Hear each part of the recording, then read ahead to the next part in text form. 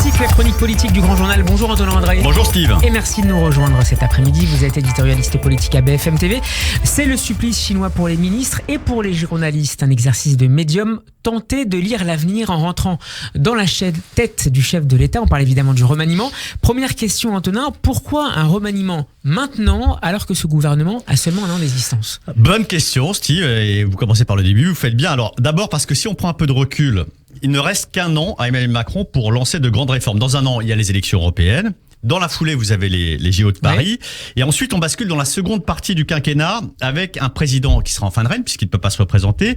Son autorité sera forcément un peu émoussée et son héritage sera l'objet d'une concurrence féroce entre ses successeurs potentiels. Une lutte d'autant plus incertaine que personne ne sait au fond si le macronisme survivra à Emmanuel Macron. Ensuite, parce qu'au bout d'un an, ce gouvernement a été essoré par la bataille des retraites. Je pense à Olivier Dussopt, courageux, appliqué, mais éprouvé par ailleurs, rattrapé par une affaire judiciaire. Franck Riester, qui a collectionné les bourdes. Marlène Schiappa, de Playboy à l'affaire du fonds Marianne, est aujourd'hui devenue radioactive. Puis, il y a ceux qui ne sont pas cramés, mais qui ont échoué dans leurs tâches. Je pense aux ministres techniques, emblématiques du macronisme d'ailleurs, selon lesquels les professionnels de la profession seraient les meilleurs ministres. Ce qui ne s'est pas vérifié dans les faits.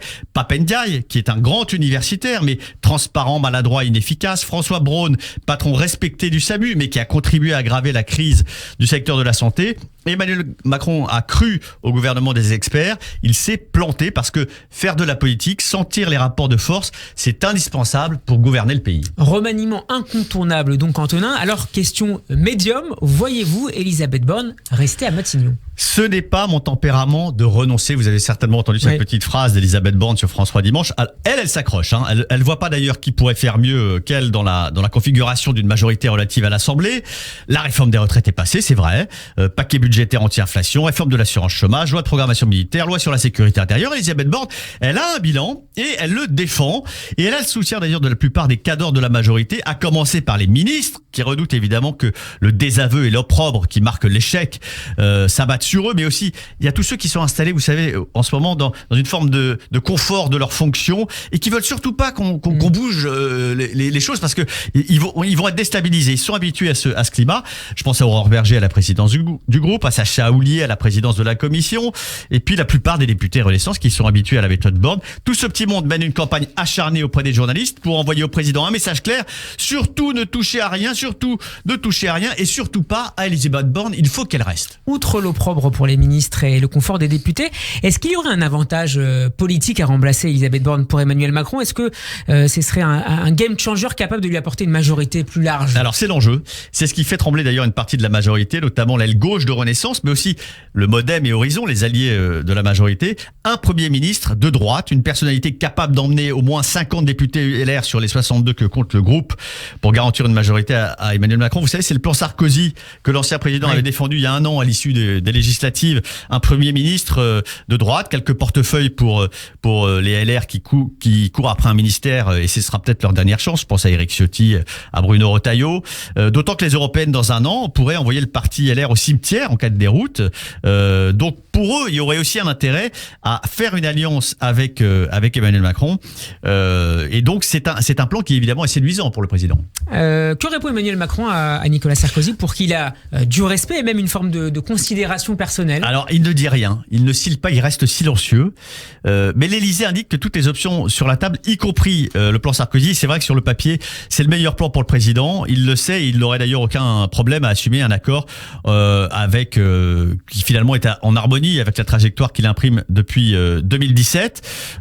Évidemment, le problème c'est que ce sera très compliqué de trouver la bonne personnalité LR, puisqu'aujourd'hui personne ne fait réellement le job, puisque si vous voulez, vous avez plusieurs noms qui sortent, mais François Baroin ou Gérard Larcher, le président n'a pas confiance en eux. Ouais. Jean-Pierre Raffarin, bon, il est compétent, mais c'est vrai que ça fait un peu ancien monde. Christine Lagarde, c'est vrai que c'est une autorité aujourd'hui, et puis elle est sur la ligne économique exactement d'Emmanuel Macron. Mais vous voyez Christine Lagarde dans le chaudron de l'Assemblée nationale aller se friter avec les députés RN et LFI, elle qui aujourd'hui a une stature internationale, est à la BCE.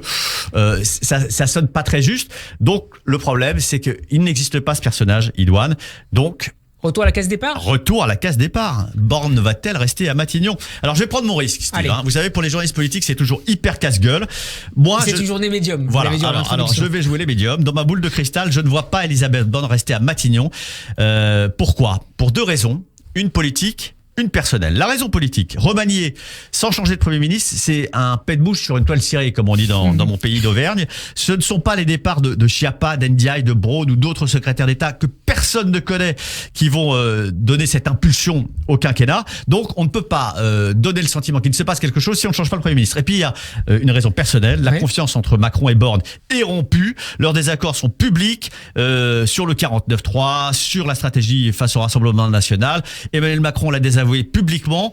La conserver, ce serait se renier lui-même, et d'une certaine façon, c'est impossible pour un président de gouverner dans un contexte politique très compliqué avec une majorité relative lorsque vous n'avez pas confiance en votre Premier ministre, celui qui est à Matignon et qui doit mettre en musique votre politique. Le cas échéant, Antonin, est-ce que le remaniement doit intervenir rapidement? Alors, le président aime bien remanier en été, c'est ce qu'il avait fait notamment au moment du départ d'Édouard Philippe. Moi, je pense qu'il faut qu'il aille assez vite. Pourquoi? Parce que le 14 juillet, c'est le timing idéal pour délivrer un grand discours dressant le fin de la séquence des 100 jours. Voilà. Alors, il pourrait très bien nommer un nouveau Premier ministre d'ici la fin juin ou début juillet. D'ici la fin juin, ce serait mieux. Ensuite, vous avez 10 jours pour former le nouveau gouvernement. Et puis le 14 juillet arrive, le président est face aux Français, il explique où il va et quels sont ses choix et pourquoi est-ce qu'il a fait le choix de changer de Premier ministre. Et puis vous savez, l'été, c'est pratique parce que ça permet aux nouveaux ministres de s'installer tranquillement dans leurs fonctions pendant que les Français sont en vacances. Ils sont fatigués, les Français, par la bataille des retraites et tout ça. Ils veulent aller penser à autre chose. Donc vous laissez un mois aux nouveaux ministres pour poser leurs valises, prendre en main les dossiers. Et puis à la rentrée, vous avez un nouveau gouvernement prêt à travailler, une nouvelle impulsion. Et l'espoir peut-être pour Emmanuel Macron d'avoir une année utile dans son quinquennat. Antonin, on vous retrouvera à 21h pour l'émission politique du mercredi. Ça reste entre nous. Qui sera à vos côtés? Il y aura Gilles Bornstein, Émilie Zapalski et Marion Mourgue. Surtout, venez parce qu'il y a quelques scoops, notamment sur les premiers ministres. Je vous ai pas tout dit, Steve, mais il y a quelques surprises qui sortent du chapeau. Vous aurez les infos ce soir dans Ça reste entre nous. Ça, c'est un teasing. On va écouter un bout de l'émission. Emmanuel Macron, il a fait habilement fuiter des phrases qui étaient qui étaient des sanctions aussi à l'égard d'Elisabeth Borne. Je constate que les prises de position des LR sont parfois plus dures que celles du RN. Pourtant, c'est installé dans la tête de tous les élus que Marine Le Pen sera qualifiée en 2027. C'est entre nous, 21h. Merci Antonin André. Merci Steve, bon après-midi.